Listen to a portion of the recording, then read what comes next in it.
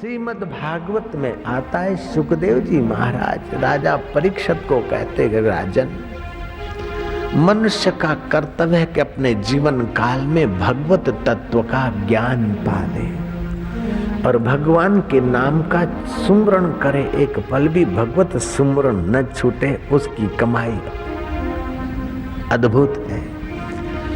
जीवन काल में भी मनुष्य को ये करना चाहिए और मृत्यु निकट हो तभी भी भगवान नाम लेना चाहिए, क्योंकि इस माया के इस पिंजरे का कोई भरोसा नहीं।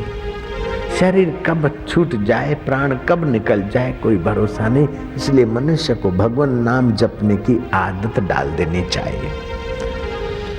पौराणिक कथाओं में आता है कि निश्वासे नहीं विश्वासम कदा रुद्धोर भविष्यसि कीर्तनीयम मतो बाल्यात हरे नामेव केवलम। निश्वास का कोई विश्वास नहीं, कब रुक जाए ये श्वास कोई पता नहीं। इसलिए भगवान नाम बचपन से ही जपना चाहिए।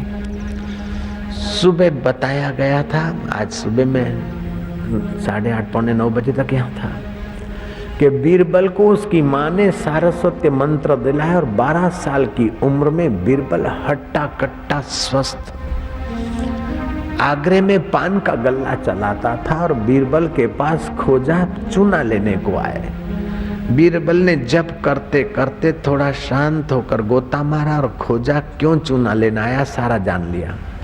बीरबल ने खोजे को कहा कि कल तूने अकबर को पान में ज्यादा चूना लगा के दिया लापरवाही से, आज चूना मंगवा कर वो तुझे पाव भर चूना खिलाएगा और तुझे मृत्यु दंड देगा। खोजा घबराया। बीरबल ने कहा डरने की जरूरत नहीं है, मैं घी ले आया हूं, पाव भर घी ले जा, घी पीकर फिर जाना अंदर। घी को चूना मारेगा, चूना को घी मारेगा, खोजा जिंदा रह जाएगा। खोजे ने ऐसा ही किया। अकबर 2 दिन के बाद खोजे को वैसे का वैसा पाकर दंग रह गया। बोली तू जिंदा कैसे, मेरे सामने तुझे चूना खिलाया गया, तू जिंदा कैसे। खोजा अपनी दाढ़ी हिलाते हुए सुभान अल्लाह सुभान अल्लाह सुभान अल्लाह, मेरी दाढ़ी भी है, सुभान अल्लाह सुभान।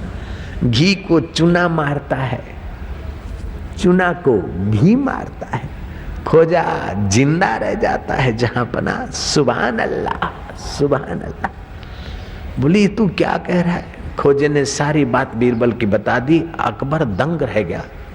मेरे दिल की बात पान के गल्ले में बैठा हुआ। उन दिनों में अकबर आगरे में रहता था। पान के गल्ले पर बैठा हुआ लड़का मेरे दिल की बात जान के और चूने को घी मारता, घी को चूना मारता और तेरे को घी दे दिया, ये गजब का आदमी है, बुलाओ।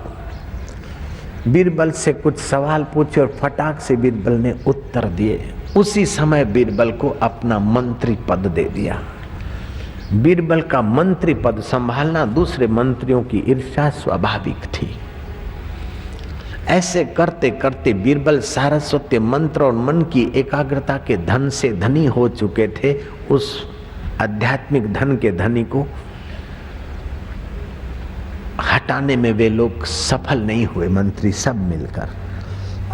आखिरी एक षड्यंत्र रचा, बेगम के भाई को बहकाया। बीरबल जब 18-19 साल के हुए, उनकी कमांड भी तो हो गई थी, 6 साल मंत्री पद संभाल कर, आइडिया भी और भी आ गई थी।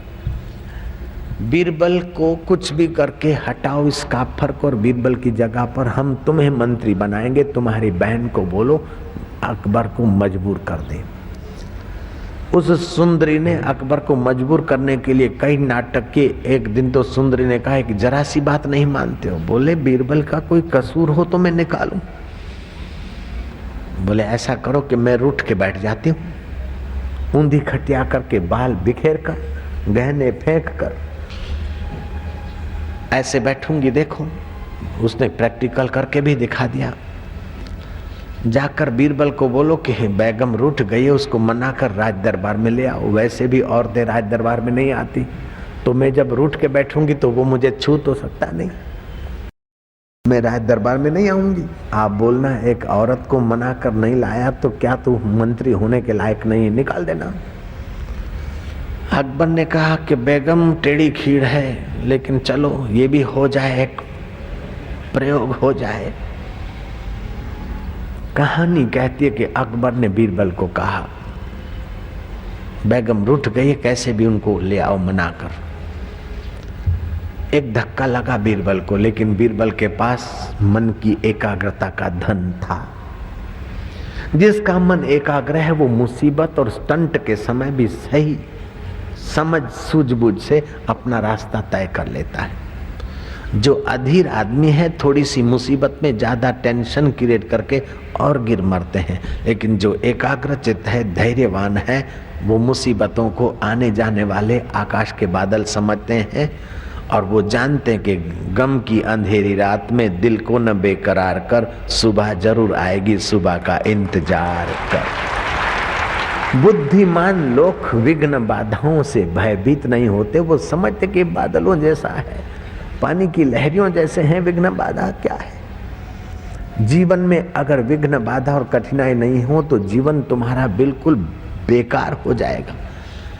अच्छे अच्छे उपहार तो विघ्न और बाधाओं को चीरने के बाद ही प्राप्त होते हैं। बहुत दिनों के बाद जिस गरीब को मिठाई मिलती है उसकी मिठास तुम्हारी मिठाई से बहुत ऊंची होती है। और बेमौसम के जब कोई सब्जी मिलती है तो उसका स्वाद और बढ़ जाता है। बिना मौसम के जब आम आते हैं तो महंगे बिकते और खाने वाले को अपना चस्का देते हैं। बहुत कठिनाई से जब बेटी का मंगनी होती है तो उसका भी अपना सुख मिलता है। बहुत कठिनाई से जब शादी में सफल होते तो उसकी बारात की भी अपनी मौज होती है। जयराम जी की जो चीजें आसानी से मिलती वो इतना मजा नहीं देती जितना कठिनाई से मिली हुई चीज मजा दे जाती है। इसलिए कठिनाई देखकर डरना, घबराना तो छाया को हवा समझ के घबराने जैसा है। सूर्योदय हुआ और कोमल किरणों ने पौधों को छुआ, पौधे थरथराने लगे। तात क्यों घबरा रहे हो वत्स? पौधों ने कहा कि रात को आंधी चली और कई वृक्ष गिर गए, हमें डर लगता है कि हम न गिर जाएं। कोमल किरणों ने कहा वत्स, वे ही पेड़ गिरे हैं जिन्होंने आंधियां नहीं सही, जड़ें गहरी नहीं जमाई। वो पेड़ अभी भी मौजूद है जिन्होंने आंधियां सही और जड़ें गहरी जमाई। तात, रात के तूफान से डरो मत, लेकिन सावधान हो जाओ कि इन आंधियों और तूफानों को सह सह के अपनी जड़ें जमाते जाओ, फिर तुम्हें कोई नहीं गिराता है। जीवन का पौधा साहस और पुरुषार्थ का खात मांगता है। जो लोग धन दौलत अपने बच्चों को देकर सुखी करना चाहते हैं, वो अपने बच्चों का हृदय डबल रोटी जैसा बनाना चाहते हैं। अपने बच्चों को धन दौलत और फटाक से सत्ता और सुविधा मत दो, उनको विघ्न और बाधाओं में भेजो ताकि विघ्न बाधाओं को चीर कर वे वीर बनकर जिए, फिर तुम्हारी संपत्ति संभालेंगे। हम नगर सेठ के पुत्र थे, लेकिन इतने विघ्न बाधा और मुसीबतें आई कि अब मुसीबतें इधर आते ही शर्माती कि हम कहाँ जाएं, हमारी कदर नहीं होगी। राम तीर्थ कहा करते थे कि हे भगवान, क्या भूल गया, ताजा मुसीबत भेज, रोज नया मुसीबत भेज। बासी मुसीबत तो हमने देख लिया, नया मुसीबत भेज। बीरबल को एक ये बात सुनने को मिली कि जाओ बेगम को मना कराओ। बीरबल जरा सा शांत हुआ, क्योंकि विघ्न बाधाओं के बीच बीरबल जी रहा था, मुसीबतों के बीच जी रहा था और निकलने की कला उसकी विकसित हो चुकी थी। बीरबल ने महल में दास दासियों को जरा अलग से पूछा, सारी बात समझ ली। फिर बीरबल ने आइडिया दे दी 2-4 दासियों और दासों को कि मैं बेगम के पास जाऊं और तुम्हें इतना ही कहना है, बाकी का मैं संभाल लूंगा। बेगम के पास बीरबल खड़े हो गए। बेगम की नजर पड़ी और उसने रूठने की एक्टिंग चालू कर दी। मुंह चढ़ा के सुजा के बैठ गए, डबल रोटी हो गए। और दास दासियां भागते हैं कि बीरबल बीरबल। वो अफगानिस्तान की शहजादी की शादी अगर दूसरी जगह हो गई तो जहां पना कहते मेरा जीना मुश्किल है, उस शहजादी के साथ शादी तो तुम ही करा सकते हो। बीरबल कहता है कि हद हो गई, उस शहजादी के बिना जहां पना नहीं जी सकते। मैं जानता हूं जितनी खूबसूरत है उतनी खूब अकल वाली भी है, और जितनी अकल वाली है उतनी ही नेक है।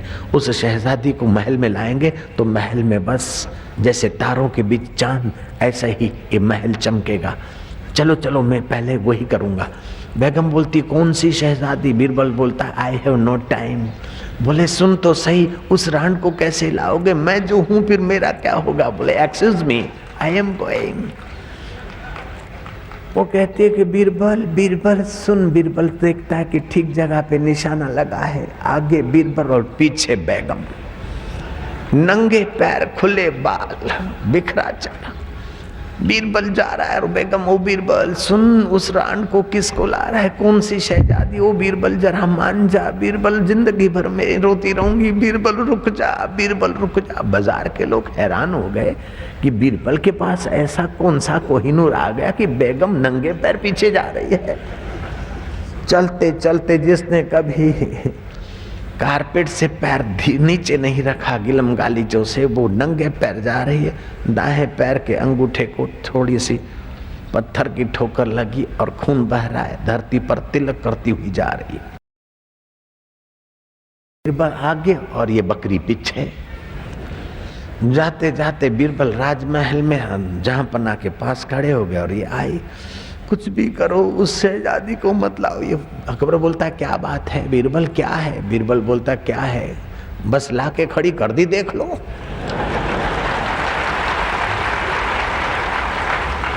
अकबर बोलता है राण तूने तो कहा था कि मैं नहीं आऊंगी, मैं रूठ के बैठूंगी, औरत जात आती नहीं, लेकिन तू ऐसी बावरी होकर कैसे आ गई? तेरे को तो रस्सा बांधा नहीं, छुआ नहीं, तू कैसे आ गई?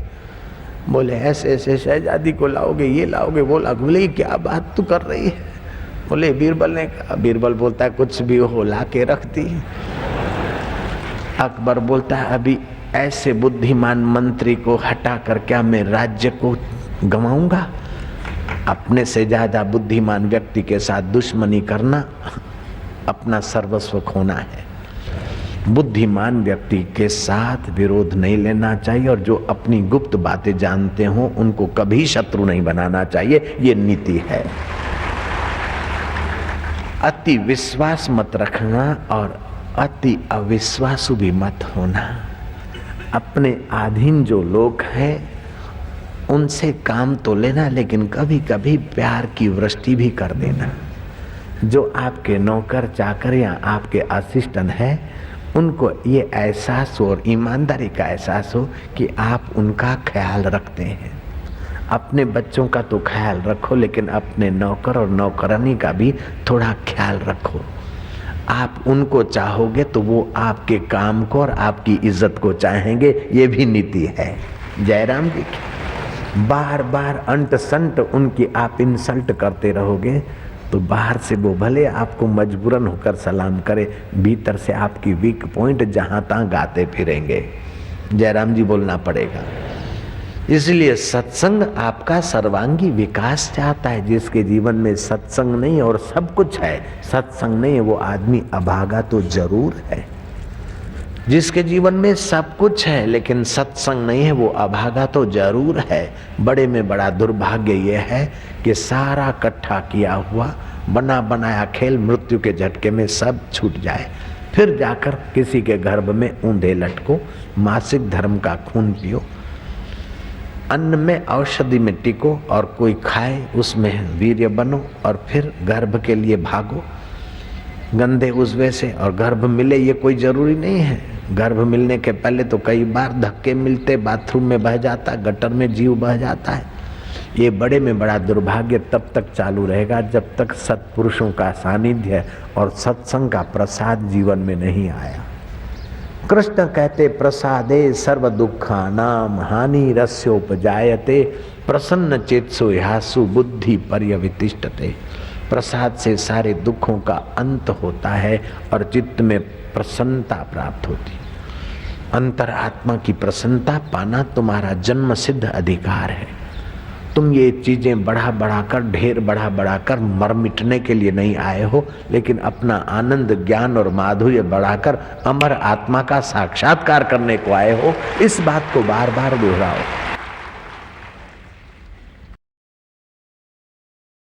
बिन जरूरी संसार को खोपड़ी में मत भरो।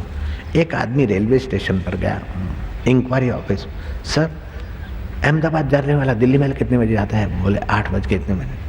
सर राजधानी कितने बजे जाती है? बोले 4:30। सर ये बताइए शताब्दी अजमेर की ओर जाने वाली? बोले इतने बजे। सर जरा ये बताइए कि डीलक्स कितने कब जाती है बॉम्बे? बोले इतने बजे। अब पंजाब मेल का टाइम बताएंगे? उसने कहा आपको जाना कहाँ है? बोले मेरे को तो पटरी पार करनी है। दाद तेरे की, और पटरी पार करनी और तुसी खोपड़ी में इतना सारा परदेसी की गल है यार। ऐसे आपको तो जन्म मरण की पटड़ी पार करनी है, फिर दुनिया की बातें खोपड़ी में अधिक मत भरो। आपका शरीर स्वस्थ रहे, मन प्रसन्न रहे और बुद्धि में बुद्धिदाता का ज्ञान भर लो यार, काम आ जाए। और कितना भरोगे?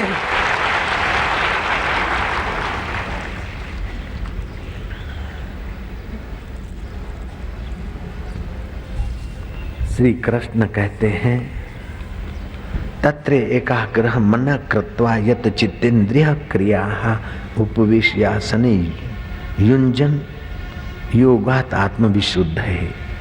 उस आसन पर बैठो जहां आपको अर्थिंग न मिले, आपके जप की ऊर्जा, विद्युत आपके स्वास्थ्य को और मन को उन्नत करे, ऐसा आसन बिछाकर बैठो। तत्र एकाग्र मन कृत्वा, श्री कृष्ण युद्ध के मन मैदान में भी एकाग्रता की बात कर रहे हैं और एकाग्रता की एनर्जी आपकी वेस्ट न हो ऐसा संकेत देते युद्ध के मैदान में। तो मैं प्रीतमपुर के मैदान में अगर तुमको न सुनाऊं तो फिर कहाँ सुनाऊंगा। एकाग्रता बड़ा धन है। विवेकानंद मॉर्निंग वॉक को निकले थे। पुलिया पर कुछ स्कूल के बच्चे, रात की बाढ़ की नदी जो बह रही थी उसमें पशुओं पक्षियों के जो घरौंदे थे उसको निशाना मार रहे थे, लक्कड़ों को निशाना बनाकर गोली मार रहे थे, लेकिन एक निशाना उनका सफल नहीं हुआ। बहुत देर से विवेकानंद खड़े खड़े देख रहे थे। विवेकानंद ठाका मार के हंसे तो लड़कों ने कहा इसमें क्या बड़ी बात है, नाचते हुए लक्कड़, बहते हुए पक्षियों के घास के घोंसले, उस पर निशाना नहीं लगेगा। अरे ऑटोमेटिक, स्वाभाविक, नेचुरली है क्या, उस पर निशाना नहीं लगे। विवेकानंद ने कहा नहीं नहीं, लाओ मैं लगा देता हूँ। और विवेकानंद ने 7 राउंड छोड़े और 7 के 7 राउंड सच्चे पड़े। लड़के उनके पैर छूने लगे कि आपने कौन सी स्कूल में, कौन सी कॉलेज में निशाने की ट्रेनिंग लिया? बोले मैंने पिस्तौल पहली बार पकड़ा है, लेकिन जिसका मन एकाग्र होता है वो जिस विषय में भी लगाए सफल हो जाता है। एकाग्रता बड़ा धन है। पिछली उम्र में विवेकानंद कहते थे कि मुझे अगर फिर से पढ़ने को मौका मिले तो मैं ये 2 बातें ही पढ़ूंगा, एकाग्रता और अनासक्ति। एकाग्रता और अनासक्ति में दुनिया का सब कुछ आ जाता है, और एकाग्रता अनासक्ति छोड़ा तो सारे सर्टिफिकेट लेकर सिर पर घूमते रहो, कोई वैल्यू नहीं है। सारे प्रमाण पत्र लेकर घूमते रहो और सारी मिल्कत लेकर घूमते रहो, लेकिन जीवन में कोई चैन नहीं। एकाग्रता और अनासक्ति 2 सूत्र जीवन में आप भी ले आना। जितने अधिक लाओगे उतने आप मानव, महामानव, देव और देवादिदेव महादेव को जो अनुभव है वो तुम्हारा अनुभव हो जाएगा। महादेव के पास क्या है? एकाग्रता और अनासक्ति। कृष्ण के पास क्या है? एकाग्रता और अनासक्ति। ब्रह्मा जी के पास क्या है? एकाग्रता और अनासक्ति। ब्रह्मज्ञानियों के पास क्या है? एकाग्रता और अनासक्ति। आपके जीवन में भी एकाग्रता और अनासक्ति का धन जितना बढ़ेगा उतना आप महान हो जाओगे। हम क्या करते? चंचलता और आसक्ति, इसी से हम मारे मारे घूम रहे। मरते मरते वो करोड़ी मल परेशान हो रहा है, मोरा पिया कटे है, मोरा पिया कटे है। चोरों ने रखे बंडल 2-3 साल छाती पे, 5 रुपया, 2 रुपया, 1 रुपया, 800 रखे, अतरस पिया। मुँह तो करोड़ों बेड़ा किदा, मोरा पिया कटे है, मोरा पिया कटे है। 2-4 बंडल रखे, लेकिन बूढ़े वासना चोर एक दो बंडल खोल कर, कंजूस की औलाद भी कंजूस, धर दिए खोल कर रुपए, बोले हा अतरा पिया पिया तो अटेरियान थे तो गया मोरा पिया कटे वो रहा थोड़ा बाप। पड़ा रहेगा माल खजाना, छोड़ त्रिया सुत जाना है, कर सत्संग अभी से प्यारे, नहीं तो फिर पछताना है। खिला पिला के देह बढ़ाई, वो भी अग्नि में जलाना है, कर सत्संग अभी से प्यारे, नहीं तो फिर पछताना है।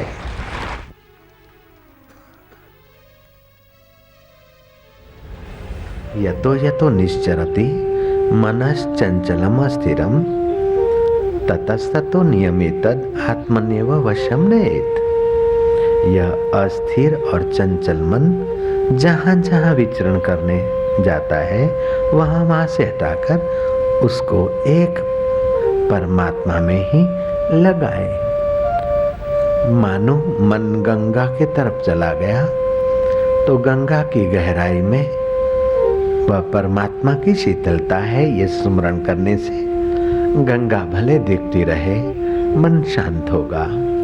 गाय में, भैंस में, घोड़े में, गधे में, गाड़ी में, कार में, ड्राइवर में मन गया। ड्राइवर की ड्राइविंग उस रब की सत्ता से होती है और पैसेंजरों का पैसेंजरपन भी उस परमात्मा के नाते ही सिद्ध होता है। ऐसी स्मृति मन को भगवान में ले आएगी। पक्षियों की चिलचिलाहट आपके मन को विघ्न न डाले, लेकिन पक्षियों की चिलचिलाहट में भी उनकी गहराई में मेरे रब दी चेतना है। ऐसा स्मरण करने से मन परमात्मा में आ जाएगा। मैं वो सरदार की बात सुनाता हूँ। सरदार बैठा टांगे में, थोड़ा टांगा चले न चले और रुक जाए, कोच में नीचे उतरे और उधर डांस करे।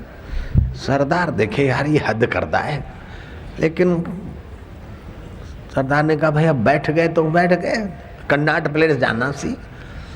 उस जमाने में स्कूटर नहीं थे, दिल्ली में इतने टांगे चलते थे, तब की बात है। फिर और गाड़ी चली, थोड़ी देर टांगा चला न चला, फिर रुक गया, फिर टांगे वाला उतरा और जरा नाचा घोड़े के आगे, घोड़ी के आगे, फिर गाड़ी चली। ऐसे करते करते सरदार को पहुंचना था 10:30 बजे ऑफिस में। उस बेचारे के 11:30 भी बज गए, 12 भी बज गए, 12:30 बज गए। सरदार ने कहा कि अरे ये तेरा टांगा है कि मुसीबत है, की करता है तू?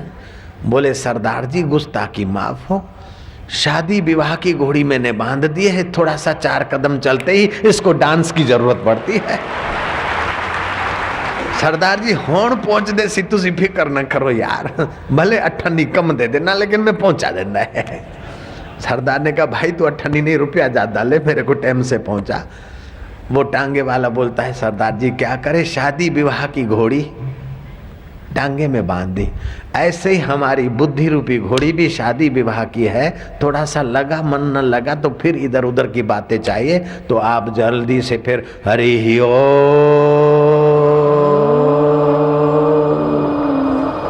कभी ऐसा करके उस मन रूपी बुद्धि रूपी घोड़ी को चलाओ, तो कभी जंप मार के, तो कभी किताब पढ़ के, तो कभी कह दो कि मन नहीं लगता, मैं जेरा तेरा ताड़ा हूं मेरे रब। ऐसे करके भी अपना काम बना लो। नारायण हरि नारायण हरि। हमारा परमात्मा के साथ का संबंध हम तोड़े तो हम तोड़ नहीं सकते, हमारा बाप भी नहीं तोड़ सकता और भगवान का बाप भी नहीं तोड़ सकता है। फिर से बेनती करता हूं कि हमारा संसार के साथ वास्तविक संबंध है नहीं, हम रख सकते नहीं, टिका सकते ही नहीं। हम तो क्या बड़े बड़े सम्राट मिलकर भी संसार के साथ हमारा आपका संबंध टिका नहीं सकते, और हम तो क्या हमारे पुरखे भी मिलकर हमारा परमात्मा से संबंध तोड़ नहीं सकते। हमारा ईश्वर के साथ वास्तविक संबंध था, है और रहेगा।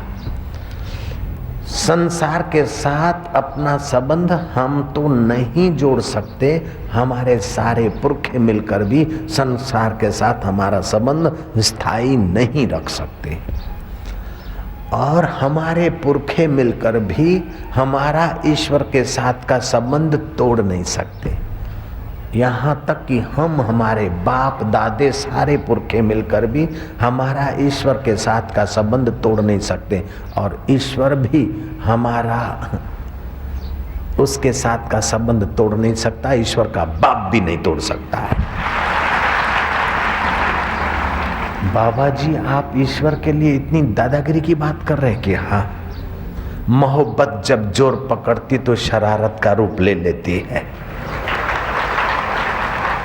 हमने ऐसी शरारतें बहुत की है और उसने सब सह ली है, और वो सहने में और बदला सुंदर देने में बड़ा शहंशाह है।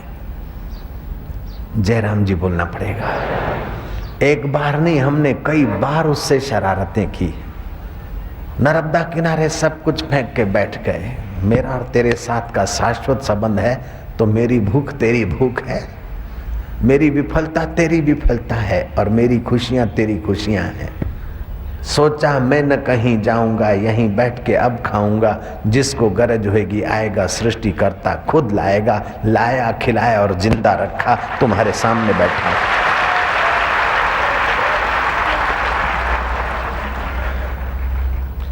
कबीर ने भी ऐसी शरारतें की। कबीर ने तो मुझसे भी ज्यादा की।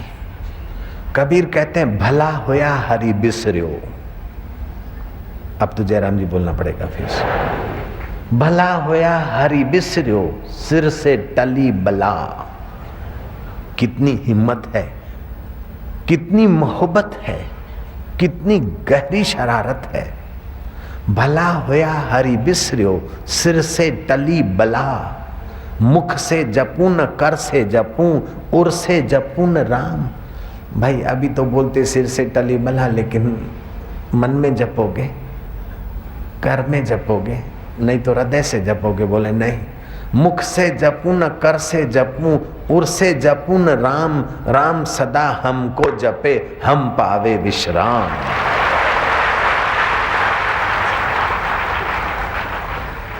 आप संसार के लिए ऐसा नहीं कह सकते हैं कि हम संसार का चिंतन नहीं करेंगे, संसार का काम नहीं करेंगे और संसार हमारा, गाड़ी हमारा चिंतन करे, संभव ही नहीं है। ज्वेलरी हमारा चिंतन करे, संभव ही नहीं है।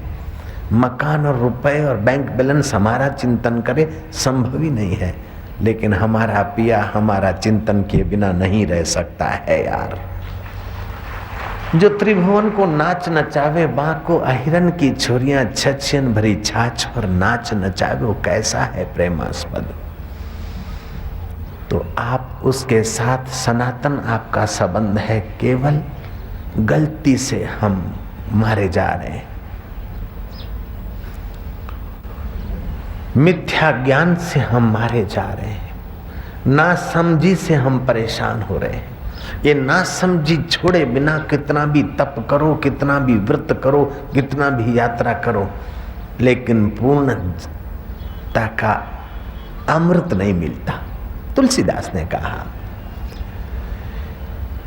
बिनु रघुवीर पद जिय की जरनी न जाई। निज सुख बिन मन होवै की थीरा। उस निज सनातन संबंध के अनुभव के सुख के बिना आपका मन कहीं टिकेगा नहीं। कितना भी धन हो जाए और चाहिए, उससे उब जाओगे लेकिन पूर्णता नहीं होगी। कितनी भी पत्नी पतियों का सुख मिले, एड्स की बीमारी आ जाएगी, सुसाइड की नौबत आ जाएगी, लेकिन पूर्ण संतोष नहीं होगा। कितनी भी ऊंची सत्ता मिल जाए, पूर्ण संतोष नहीं होगा। नरसिंह राव से पूछ कर देख लेना। जयराम जी बोलना पड़ेगा। इंद्र का पद मिल जाए फिर भी पूर्ण संतोष नहीं होगा। अष्टावकर जनक को कहते हैं, यत पदम प्रेप्सवो दीना शक्रादय सर्व देवता, अहो तत्र स्थितो योगी हर्षम न उपगच्छति। जिस पद को, जिस वास्तविक संबंध को जाने बिना इंद्र भी अपने को कंगाल जैसा मानता है, उस संबंध को जानकर योगी अहंकार नहीं करता। ये भी आश्चर्य है, ये महा आश्चर्य है।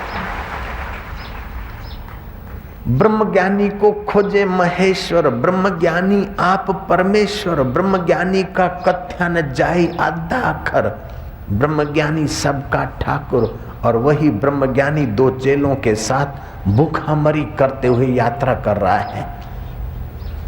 कौन? सरदार बोल कौन? नानक देव। सरदार समझ गया कि मेरा नाम आया तो नानक जी की बात होगी। बाला मर्दाना भूखे मर रहे हैं और वो ब्रह्मज्ञानी संत आज इधर तो कल उधर यात्रा कर रहे हैं। चेलों ने कहा गुरुजी आप तो काक मुद्रा होती है, हम लोग जानते हैं ये, लेकिन अभी जरूरत नहीं, समाज में रहते हैं तो हवा पीकर रहने की जरूरत नहीं तो हवा पीकर रहने वाले योगियों के साथ मेरा संपर्क था, अदृश्य होने वाले हिमालय के योगियों के साथ मेरा मुलाकात हुआ। आप तो काक मुद्रा करके वायु पी लेंगे, लेकिन हमको तो भूख लगी है, जाए जरा तरबूज के खेत में। वो तरबूज खाकर चोर लोग चले गए थे, किसान तो था नहीं। बाले मर्दाने ने सोचा कि चलो काश्तकार नहीं है तो चोरी कैसे किया जाए, उससे मांग लेते। अब इस खलों को धोके खा लें, क्योंकि लाल गिरी तो पड़ी है तरबूज की। वो खाने लगे और किसान आ गया और सोचा कि रोज यही बंदे चोरी करते होंगे। किसान ने हम्मा तम्मा के बिना डंडे दो ठोक दिए। बाला मर्दाना दौड़ता आया, गुरुजी हमने तो खल्ले खादी, खल्लड़ खादे, जो मार पे तो गिर खादे की होए। कहा तो ब्रह्म ज्ञानी को खोजे महेश्वर, ब्रह्म ज्ञानी आप परमेश्वर, ब्रह्म ज्ञानी का कथ्या न जाई आधा अखर, नानक ब्रह्म ज्ञानी सबका ठाकुर। और ब्रह्म ज्ञानी के चेले भूखे मर रहे हैं, खल्ले खाई तो डंडे सह लिए। बोले कोई बात नहीं बेटा, ये भी गुजर जाएगा। ये महापुरुष सचमुच में बड़े आश्चर्यकारक है। मूर्खों से सीखते हैं और विद्वानों को सिखाते हैं। देने को कुछ नहीं होता और मांगने वाले को निहाल कर देते हैं। अब जयराम जी बोलना पड़ेगा। मच्छर से तो डरते और शेरों पर हुकूमत चलाते, कैसे होती? बालकों के साथ बालक जैसे, युवानों के साथ युवान। मिल गई माइयां तो बड़ी बड़ी सासू बनकर घर की बातें बताते थे। धनवानों को दान दे सकते हैं, अनजान होते हुए भी जानकारों को जानकारी दे सकते हैं, कुछ न होते हुए भी न जाने क्या का क्या कुछ दे डालते हैं। ऐसे महापुरुषों की भाई महिमा हम नहीं गा सकते। ब्रह्मज्ञानी की मत कौन बखाने, नानक ब्रह्मज्ञानी की गत ब्रह्मज्ञानी जाने। और उस ब्रह्म ज्ञान के लिए सीधा साफ सुथरा उपाय है कि आप ये बात मान लो। हम आप सबको हाथ जोड़कर प्रार्थना करते कि इतनी बात मान लो कि आपका संसार के साथ सचमुच में संबंध था नहीं, है नहीं और हो सकता नहीं। माना हुआ संबंध अभी दिख रहा है। ईश्वर के साथ का संबंध पहले था, अब भी है और बाद में किसी का बाप तोड़ नहीं सकता। इतना जानने से आपका मन अपने आप ईश्वर में लगेगा, आप अपने आप सज्जन होंगे।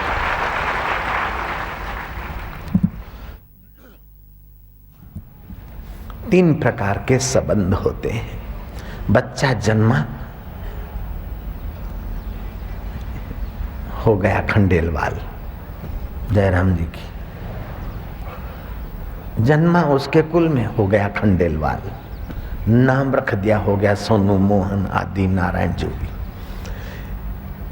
किसी का बेटा कहा गया, किसी का भाई कहा गया, किसी का दोता और पोता बन ही गया जन्मते ही। बन गया कि नहीं बन गया? बन गया। इसको बोलते जन्मजात संबंध। उसको बनाना नहीं पड़ता है, जन्मते ही उसके संबंध जुड़ गए।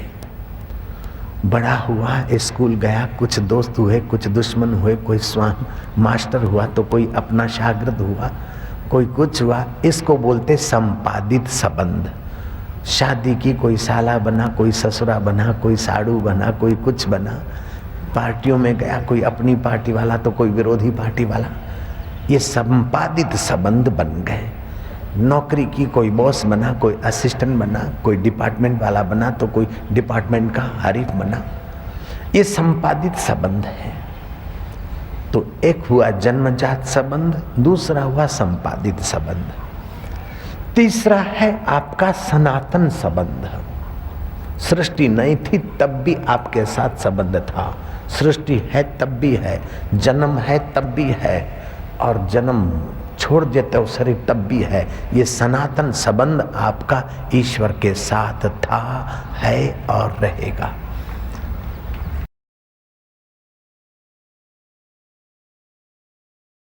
जन्मजात संबंध में कभी दादा मरा तो कभी दादी मरी, कभी मामा मरा तो कभी मासा मरा, कभी दोस्त मरा तो कभी दुश्मन मरा। संपादित संबंध में और जन्मजात संबंध में कभी रगड़ा झगड़ा हुआ तो कभी कॉम्प्रोमाइज हुआ, कभी पार्टी में गए तो कभी पार्टी से निवृत्त हुए, पाटली बदल दी। इनमें अदला बदला और ज्वालामुखी फूटते रहते हैं।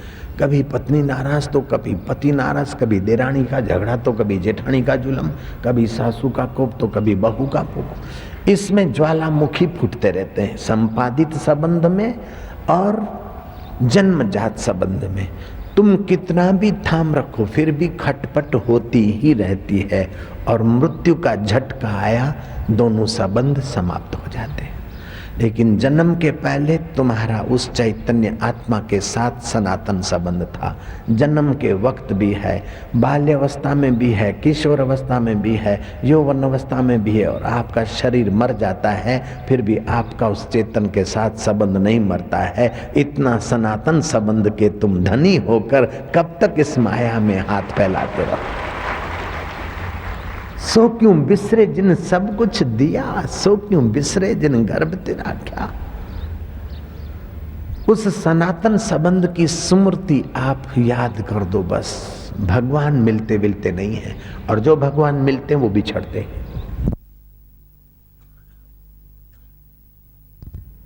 आप सोचो कि बाबूजी को भगवान मिले, मैं सच बोलता हूं मेरे को भगवान नहीं मिले, और मैं मिलना भी नहीं चाहता हूं। मुझे भगवान मिले नहीं हैं और मैं भगवान को मिलना भी नहीं चाहता हूं। जयराम जी की जो मिलेगा वो बिछड़ेगा, जो सदा सनातन था उसकी केवल स्मृति हो गई, बस मिला मिलाया है यार। पाया कहे सो बावरा, खोया कहे सो कूर, पाया खोया कुछ नहीं, नित एक रस भरपूर। जो एक रस भरपूर है वो मिलेगा कैसे और बिछड़ेगा कैसे। जो मिला है वो बिछड़ेगा, जो आया है वो जाएगा, जहां संयोग है वहां वियोग है। मैं रबिया को धन्यवाद देता हूं। इस्लाम धर्म में एक बच्ची हो गई बहुत ऊंची कमाई वाली, बाजार से गुजर रही थी, एक हाथ में मशाल थी और दूसरे हाथ में पानी का लोटा था। किसी ने पूछा कि दीवानी कहां जा रही है रबिया? हाथ में मशाल लेकर क्या जलाने जा रही है? बोले तुम्हारे बिस्त को आग लगाने जा रही हूं। जरा नेक काम करो और बिस्त मिलेगा, जरा अच्छा काम करो और बिस्त मिलेगा। इस बिस्त की तुम्हारी आसक्ति मिटाने के लिए तुम्हारे लोगों के बिस्त को आग लगाने जा रही हूं। और ये न करो नहीं तो दोजक में पड़ोगे, ये न करो ना तो दोजक में पड़ोगे। दोजक में जलते हुए लोगों को पानी के लोटे से शांति देने जा रहा। बिछड़े हैं जो प्यारे से दर बदर भटकते फिरते हैं, हमारा यार है हम में हमन को बेकरारी क्या। मन तू ज्योति स्वरूप अपना मूल पिछान। परसों बताया था मैंने, जन्म भी बदला, गमन भी बदला, श्रवण भी बदला, बचपन बदला, यौवन बदला, एक चेतन ना बदला, जग है अदला बदला। जिनके जीवन में चार बातें हैं वो जल्दी अपने शाश्वत संबंध को जान लेते हैं। एक तो उस सत्य को जानने की तीव्रता, दूसरा औदारता, तीसरा संतों का सानिध्य, चौथा स्वाध्याय। वो अपने शाश्वत संबंध को जान लेते हैं। हम घर छोड़कर सत्य की खोज के लिए बहुत पंथों में गए, बहुत संप्रदायों में गए, हमने बहुत बहुत पापड़ वेले, क्या बताऊं।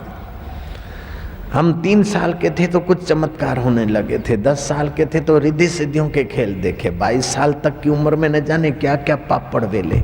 आप किसी को बताना नहीं, मैं अपनी पोल पट्टी बता रहा हूँ आपको। जब काली की उपासना करते थे, रात को काली का जप करते करते लेटते थे और कभी कभार काली का आभास होता था तो हम डर जाते थे, चादर तान लेते थे, किसी को बताना मत। जब दरबदा किनारे साधना की, हनुमान जी की सिद्धि का मंत्र, हनुमान जी का जप किया और 6ठे 7वें दिन हूप हूप करके कुटिया से भागे और पेड़ पे चढ़ गए और बड़ के पत्ते खाने लग गए। हमने ऐसे बहुत बहुत पापड़ वेले, आखिर देखा कि गुरु बिना गत नहीं, शाह बिना पत नहीं। तो हमने घर वालों को कह दिया कि कुछ भी हो जाए हम तो बनेंगे बाबा जी। वो घर वाले घबराए और कोई भी सामने मिल जाए बस लड़के की मंगनी करा ही डालो। तो जो भी गांधीधाम की कोई एक पार्टी था, गरीब गुरबा बेचारा था, अभी लड़का भाग जाएगा तो कौन देगा लड़की। उन्होंने बोला हम देते हैं। तो हमको मंगलम भगवान की तैयारी कर दी, मुकुट बांध दिया और बारात बनाकर ले जा रहे थे। हम गाड़ी में से नीचे उतरे और भागने की कोशिश की, लेकिन हम पकड़े गए, विफल हुए। मुकुट सहित भाग रहे थे। जयराम जी बोलना पड़ेगा, भगेड़ू दुल्हा में से हमारा नाम लिखा जाएगा, किसी को बताना नहीं, प्राइवेट बात है। कैसे भी करके गुजरात में बोलते, दुल्हा जाता है ना बारात लोग के, तो वर घोड़ो। ससुराल के द्वार पर बारात पहुंची, वर मिटकर घोड़ा हो जाता है, गाड़ी ले आता है, सारी जिंदगी खींचता रहता है। हम उसी में के हो रहे थे। जयराम जी बोलना पड़ेगा। इतना सब होते हुए भी मुझे परमात्मा की प्राप्ति नहीं हुई थी और मुझे आत्मसंतोष नहीं था। घर छोड़ना पड़ा और भागा कई साधु संतों में। कोई बोले हमारे संप्रदाय में आ जाओ तो तुम्हारी मुक्ति होगी, कोई बोले ऐसा करो तो भगवान मिलेगा, कोई बोले ऐसा करो तो भगवान मिलेगा। लेकिन मेरे हृदय में वो बात टिकती ही नहीं थी। आपका संप्रदाय चले 200 साल हुए, उसके पहले क्या किसी को भगवान नहीं मिला? कोई तो फिर हम गए वहां अयोध्या, 5-7 हजार साधु रहते हैं होलसेल में, मैं क्या वहीं कोई महापुरुष मिल जाए। तो 3 अति बुजुर्ग साधु मिले, 100-110 साल की उम्र। 5000 को कहाँ मत्था टेकूंगा। 3 में से भी एक जो अति ऊंचे थे उनके पास गया। उन्होंने बताया कि बेटा तेरे को भगवान पाना है तो देख, ऐसा जप कर, नाभि पर 12 साल, फिर हृदय पर 12 साल, फिर यहाँ भंवर गुफा में 12 साल, फिर तुझे भगवान का दर्शन होगा। मैंने सोचा कि वो हो 36 साल के बाद कहीं भगवान का दर्शन होगा। जनक को तो घोड़े के रकाब में पैर डालने से हो गया था, परीक्षित को तो 7 दिन में भागवत की कथा से भगवत तत्व का साक्षात्कार हो गया था। हम 36 साल ऐसा वैसा करें फिर कहीं भगवान प्रसन्न हो और आएंगे। मैं महाराज को बोला अच्छा महाराज जय सिया राम, फिर कभी आएंगे। फिर कुछ ऐसे भी संत मिले कि तुम इतने ऊंचे, इतने अच्छे, फलाने ढिंगने, हम तुम्हारे को सारी प्रॉपर्टी का अधिष्ठाता बना देते, महंता ही दे देंगे। मैंने उस महाराज को भी कहा अच्छी बात है, मैं आता हूँ, एक की करके मतलब बाथरूम जाके आता हूँ। अभी तक नहीं गया मैं वहाँ। जयराम जी के ये झूठ भी बोला मैं, जयराम जी की। हमारे पिता नगर सेठ थे, हमारी संपत्ति हम समझते हैं कि हम नहीं संभाल सकेंगे, छोड़ के मरना पड़ेगा, तो ये दान के ठीकरे कब तक संभालेंगे। तो इस प्रकार हम कई संप्रदायों में, कई मत पंथों में गए, कई किस्म के मैंने पाप पढ़वे ले। इसी कारण मेरे पास सब किस्म के, सब संप्रदाय के लोग आते हैं, उन्हें अच्छा लगता है, क्योंकि मेरी भटकान ने बहुत सारा मुझे दिया और उसके कारण मेरी ग्राहकी करने में मुझे बहुत लाभ हो रहा है। जय राम जी। 3 साल की उम्र में स्कूल में ऐसे कुछ चमत्कार हो जाते थे कि मास्टर और शागिर्द आकर प्रणाम करते थे। ऐसा कुछ उसकी रहमत थी। जन्म के पहले एक सौदागर आ गया और बड़ा झूला दे गया पिता को। पिता ने बोला हम तो भाई क्षत्रिय हैं। बोले रात को हमको स्वप्न हुआ है तुम्हारे घर कोई जोगी आत्मा आने वाला है। ऐसा सारा उसकी कृपा का अनुभव तो हुआ। फिर भी उसका और हमारा सच्चा संबंध क्या है, उसका जब तक मुझे पता नहीं चला और जब तक मैंने अपने आत्मा में अनुभव नहीं किया, तब तक मैं रात रात को रोता था, तू कब मिलेगा, कहाँ रहता है, कैसा है। राम तीर्थ के साथ भी वही हाल था, उनका सिराना भीग जाता था, मेरा सिराना तो नहीं भीगता था, मेरी नींद टूटती थी। सोचते थे कि दुख किसको होता है, सुख किसको होता है, जन्म किसका होता है, मौत किसकी होती है।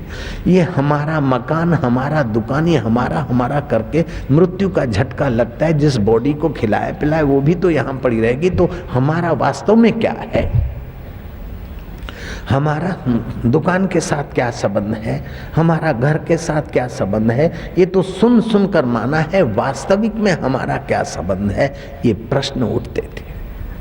और फिर जब उत्तर खोजते खोजते हम गोता मारते थे तो लाबयान बात आती है। मैं एक घटना सुनाता हूँ। बिल्ख का सम्राट अपने महल में सो रहा था। छत पर किसी आदमी के चलने की आवाज आई।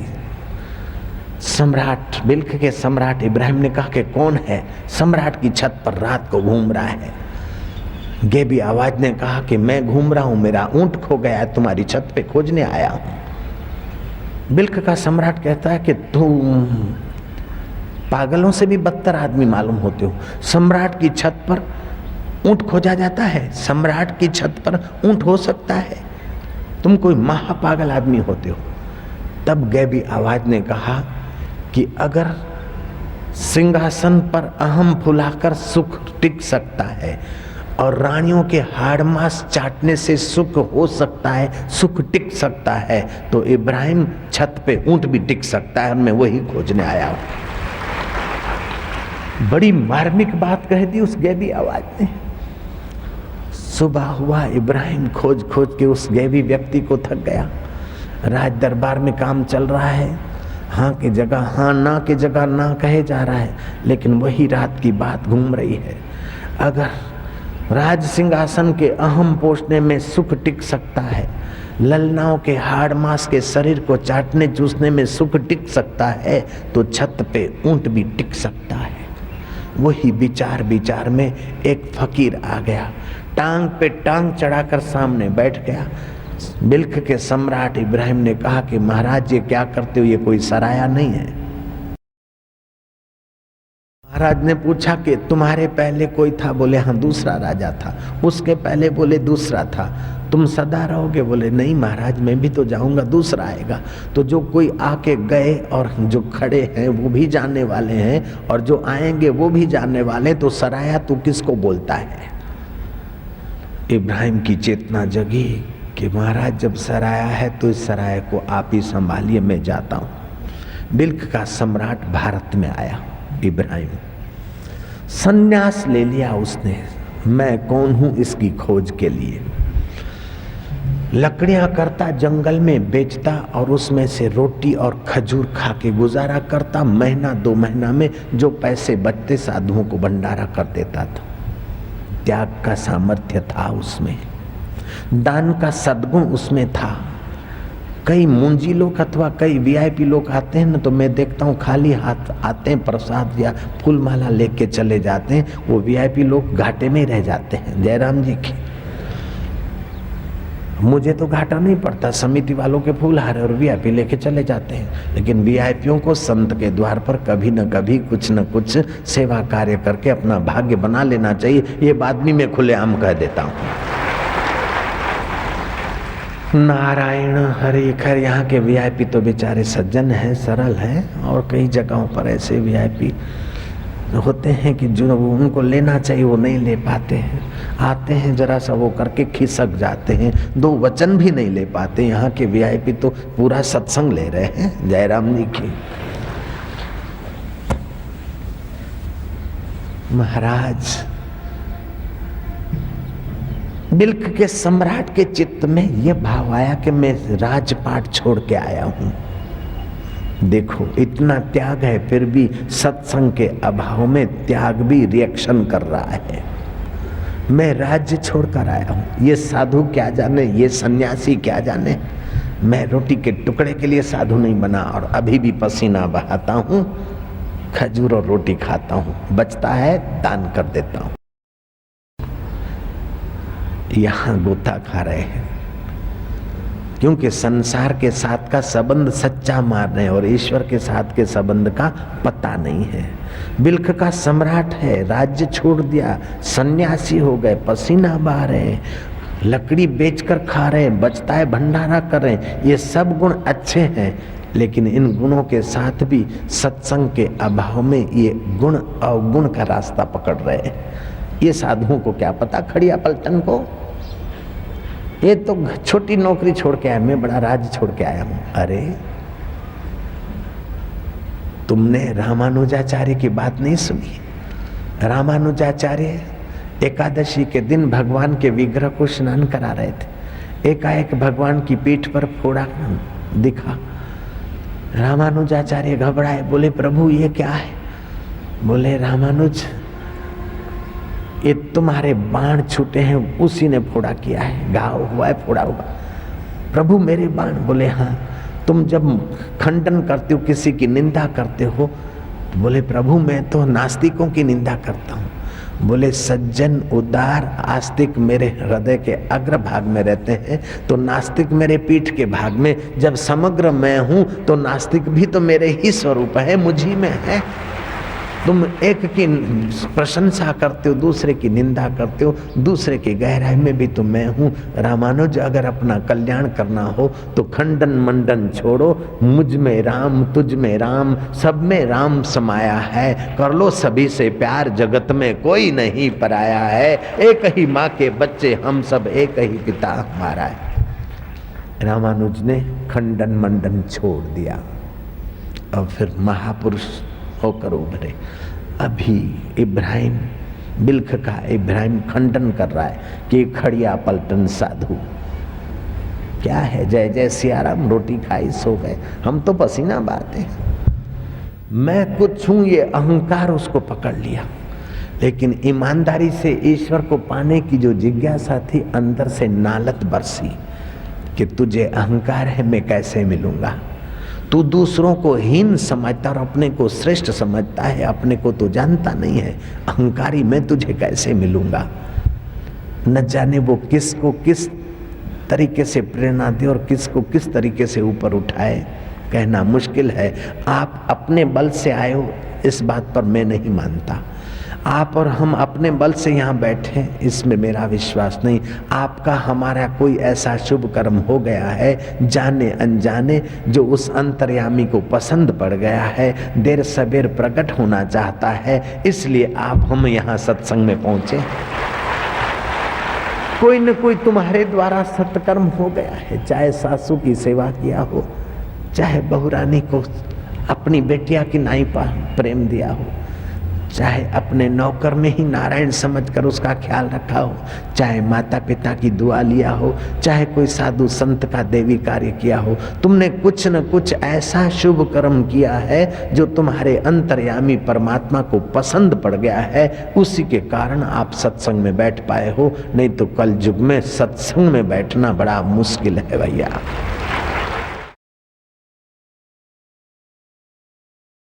तुलसी पूर्व के पाप से हरि चर्चा न सुहाए, जैसे ज्वर के जोर से भूख विदा हो जाए। इब्राहिम को अंदर की नालत ने जगाया। अहंकार है तुझे, खोज ले किसी संत को। खोजते खोजते ऋषिकेश से आगे, ब्रह्मपुरी से थोड़ा सा आगे कोई गुफा में साधु रहता था। बिल्क का सम्राट साधु वेश में उस साधु को कहता है कि महाराज, अपना परिचय दे दिया। महाराज मैं बिल्क का सम्राट में सन्यासी हो गया, अपना खाता हूँ, मुझे अहंकार है, मेरा अहंकार ले लो बाबा। बाबा ने कहा अहंकार ले ले, देने को आया है कि खाली बातें करेगा? बोले हाँ महाराज देने को आया हूँ। बोले ठीक है, अभी जाओ, सुबह 4 बजे आ जाना। वो गया। जाते जाते महाराज ने फिर टोक दिया, देखो अकेले मत आना, उस शैतान को लेते आना। बोले महाराज कौन शैतान? बोले जो अहंकार तुम्हारे और ईश्वर के बीच में जो पर्दा डाले बैठा है, उसको ले आना।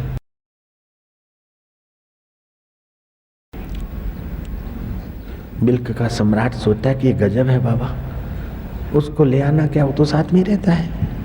बोले कैसे भी ऐसा मत करना कि मैं भूल गया, ले आना, याद करो। सुबह को आया, साधु की गुफा पे प्रणाम किया। साधु ने कहा आ गया इब्राहिम, ठीक बैठ। साधु ने डंडा दिखाया।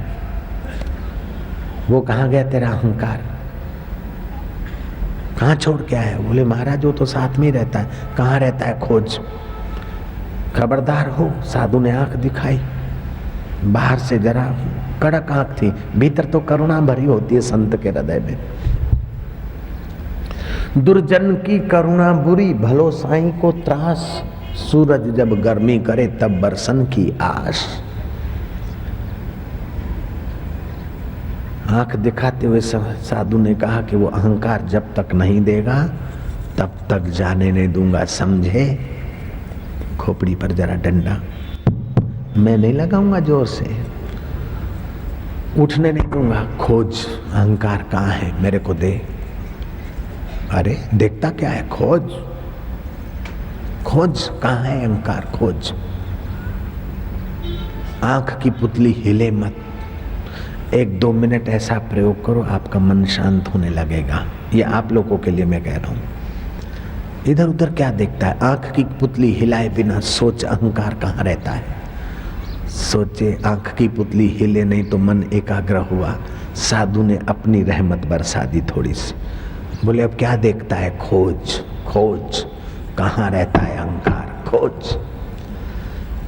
खोजते खोजते खोजते खोजते खोजते वो शांत हो गया। 4 बजे से 6 बज गए, वहां सूर्योदय उदय हुआ सूर्य का प्रकाश। और यहां भी